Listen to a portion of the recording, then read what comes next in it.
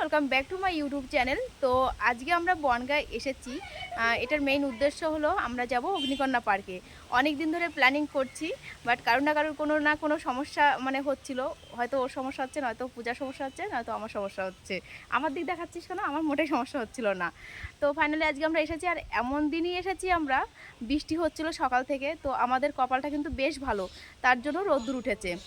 তো আমরা যাব টোটোতে করে। প্রথমে যাব আমার জেঠুর ছেলে বাড়ি, আমাদের বড়দা বাড়ি যাব। ওখান থেকে পার্কে যাব। চলো বেরোনো যাক। আমাকে কেমন লাগছে?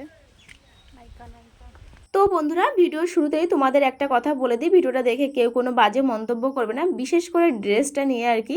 ওখানে ওরকম ড্রেসই পরতে হয়।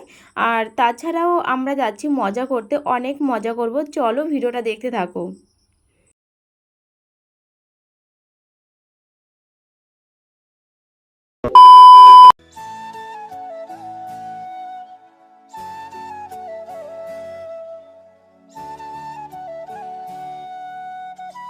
চলে এসেছি আমরা বনগাঁ অগ্নিকন্যা পার্কে। পার্কে এন্ট্রি টিকিটের দাম মাথা পিছু 50 টাকা। গেটের পাশে বাঁদিকে রয়েছে টিকিট কাউন্টার। গেটের বাইরে থেকে ভেতরে ঢোকার জন্য শুধুমাত্র 50 টাকা দিয়ে টিকিট কাটতে হয়। ওয়াটার পার্কের সাথে যে যে রাইডস বা অন্যান্য কিছু আছে তার জন্য ভেতর থেকে টিকিট কাটতে হয়। প্রতিদিন এই পার্ক সকাল 11টা থেকে রাত 8টা পর্যন্ত খোলা থাকে। চলো এবার ভেতরে ঢোকা যাক। ভেতরে ঢুকতেই বনগাঁ অগ্নিকন্যা পার্ক সবাইকে ওয়েলকাম জানাচ্ছে। তারই পেছনে রয়েছে দুর্গা ঠাকুর। এখানে রয়েছে দেখো ঘরের মধ্যে কিছু কুকুর আটকানো। কুকুরগুলোর নাম ঠিক আমি বলতে পারবো না, তবে দেখে প্রচন্ড ভয় লাগছিল। এখানে রয়েছে বড় একটা অ্যাকোরিয়াম, আর এই অ্যাকোরিয়ামের মধ্যে রয়েছে অনেক ধরনের বড় বড় মাছ।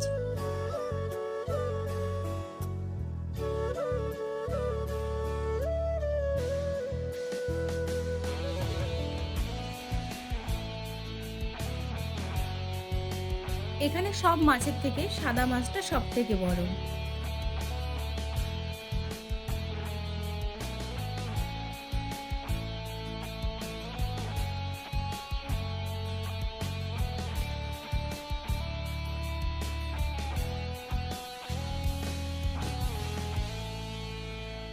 বাচ্চাদের জন্য যে পার্কটা রয়েছে এটা কিন্তু একদমই ফ্রিতে।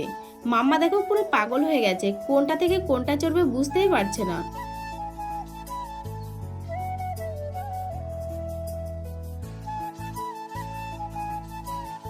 বাচ্চাদের পার্কে রয়েছে দোলনা, স্লিপার, জাম্পিং, আরো অনেক কিছু।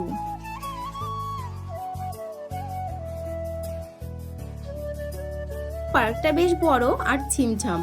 সন্ধ্যার পরে লাইটিং দিয়ে খুব সুন্দর লাগে এই জায়গাটা। এখানে রয়েছে খুব পপুলার একটা রাইড, যার নাম ফ্রি ফল। টিকিটের দাম 40 টাকা করে। এগুলো অবশ্য একটু ভিড় হলে বিকালের দিকে চালু হয়। পার্কটা কিন্তু সবুজের খামতি নেই, চারিপাশে সবুজে সবুজে ভরা। রয়েছে অনেক বসার জায়গা। দেখতে পেলাম একটা ডাইনোসরটা দেখে তো আমার প্রচন্ড ভয় লাগছিল, মনে হচ্ছে সত্যিকারের ডাইনোসর দাঁড়িয়ে আছে।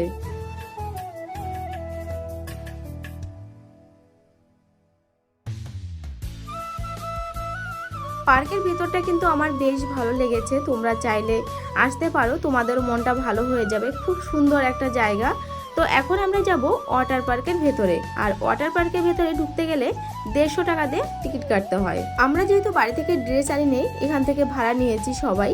আর এখানে আমার ভীষণ বাজে লেগেছে, ড্রেস অ্যাভেলেবেল না, তাছাড়া লকারও কিন্তু অ্যাভেলেবেল না।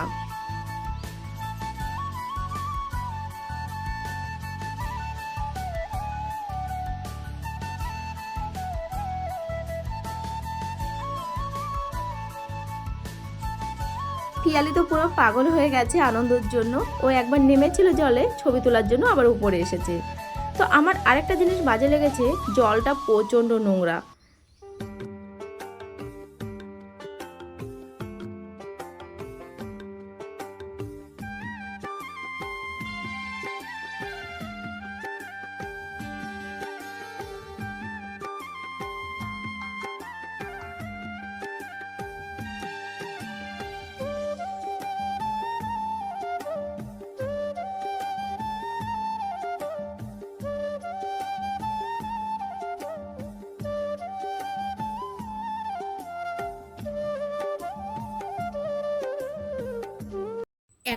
গরমটা বেশ সাংঘাতিক পড়েছে।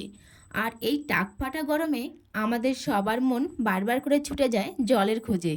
তাই তোমরা সবাই চলে আসো বনগাঁ অগ্নিকন্যা ওয়াটার পার্কে। এখানে খুব কম খরচে অনেক মজা করবে। অনেকে তো আবার দীঘার মতন ফিলও নিচ্ছে এখানে। এই পুলটাতে সমুদ্রের মতো ঢেউ দেওয়া হয়। প্রত্যেকটা ওয়াটার পার্কের মতো এই পার্কেও একটা পুল চালু থাকে, একটা পুল অফ থাকে।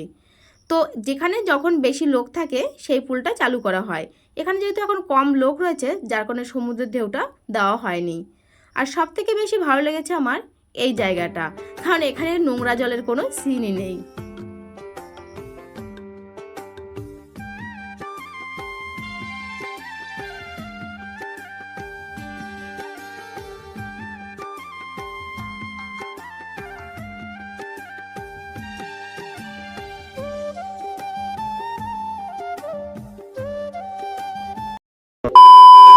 আমার লাইফে ফার্স্ট টাইম এত মজা করেছি। সবই ঠিক ছিল, কিন্তু লাস্টের দিকে বাজে একটা ঘটনা ঘটে যায় আমাদের সঙ্গে। সেটা হলো পূজার ফোনটা জলে পুরো ভিজে যায়। পিয়ালির হাতে ছিল, ছবি তুলতে গিয়েছিল, তো পিয়ালি স্লিপ কেটে পুলে পড়ে যায় আর ফোনটা পুরোটাই ভিজে যায়। তো ফোনটা ঠিকঠাক কাজ হচ্ছে না, যার কারণে পূজার মনটা খারাপ আর তার সঙ্গে সঙ্গে আমাদের মনটাও খারাপ। তো এখানেও দেখো রয়েছে দোলনা, স্লিপার। এখন আমরা যাচ্ছি সামনের দিকে। তো সবার মনটা যেহেতু খারাপ, তার জন্য আর বেশি সময় থাকবো না এখানে, কিছু ছবি তুলবো তারপরে বেরিয়ে যাব।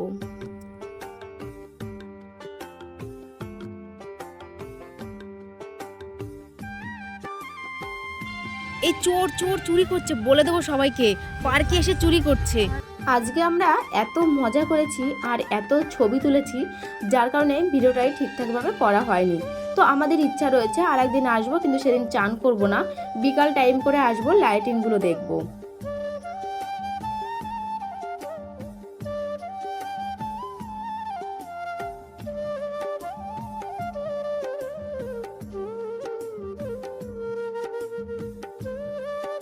এখানে রয়েছে আমাদের সবার প্রিয় Gopal Bhar.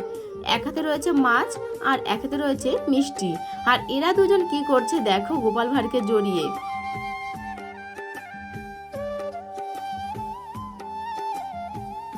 A few moments later.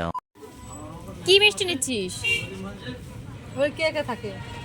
ওইখানে আমার দাদা, বৌদি আর দাদা দুটো ছেলে, জেঠিমা থাকে কিন্তু আপাতত নেই মনে হয়। এদি কি মিষ্টি নিচ্ছিস?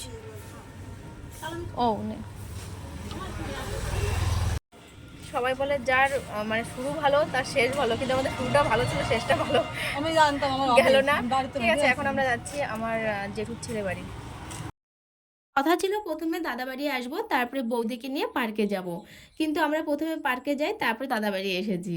তো এটা আমার মেজো জেঠুর বড় ছেলে বাড়ি, নতুন বাড়ি করেছে। বাড়ি ভিডিওটা খুব ভালো করতে পারিনি, আমার একটু লজ্জা লাগছিল। তো এখন আমার বড়দাকে নিয়ে আমরা এসেছি স্টেডিয়ামে ঘুরতে।